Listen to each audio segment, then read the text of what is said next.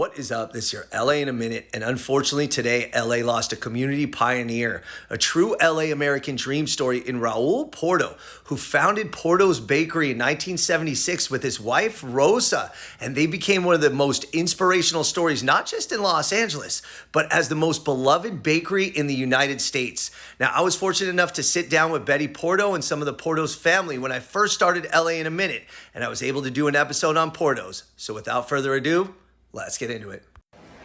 What is up? This is your LA in a minute, and I am here with Betty Porto, the daughter of Rosa Porto, the founder of Porto's, here at LA's most beloved bakery. And we are going to get into some anecdotes and facts about this amazing, amazing place. Come on down. Raul and Rosa Porto immigrated to Cuba from Spain in the 1950s. Raul found a job at a cigar distribution warehouse, and Rosa, who had a business degree, was an office manager at the cigar company. Life was good in their land of milk and honey. With Fidel Castro in power in 1959, both of the Portos lost their jobs. Raul was sent to a labor camp while Rosa was left to fend for herself and her 3 children. While caring for Betty, Raul Jr., and Margarita in 1960, the savvy businesswoman Rosa launched an underground baking operation in her house just to survive. Using her mom's recipes and a lone sunbeam mixer, she would make yellow sponge cakes, meat pies, and other delicacies, while her clients would bring her ingredients to make the cakes, and she would pay with her government rations.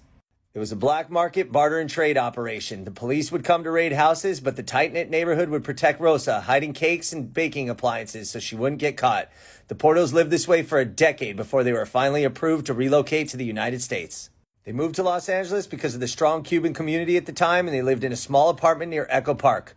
Rosa would bake day and night, and Betty said that she and her siblings would go to bed late because their beds doubled as makeshift cooling racks.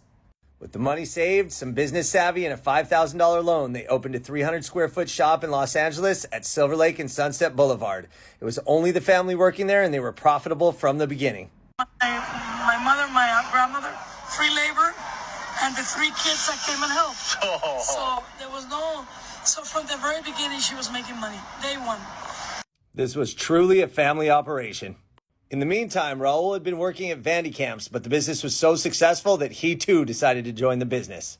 In 1982, Rosa relocated the business to Glendale while the children graduated from college and immersed themselves in the Porto's culture. Immersed in the diversity of Los Angeles, with Rosa's baking expertise and their prized testing kitchen, they began to expand the menu to reflect the multiple cultures and varied cuisines of Los Angeles and the world for one simple reason. Listen, food is a thing in the world that brings people together. That loyalty to the community was repaid with long lines in all locations at nearly all hours of the day. So those lines, no joke. Porto sells almost 1 million potato balls and almost 2 million cheese rolls per month.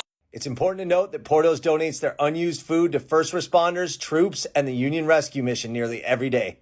So next time you see that long line at Porto's, just remember you're going to get that golden box at the end, and if you're lucky, you're going to bite into one of those potato balls. All right, LA, it's been a minute.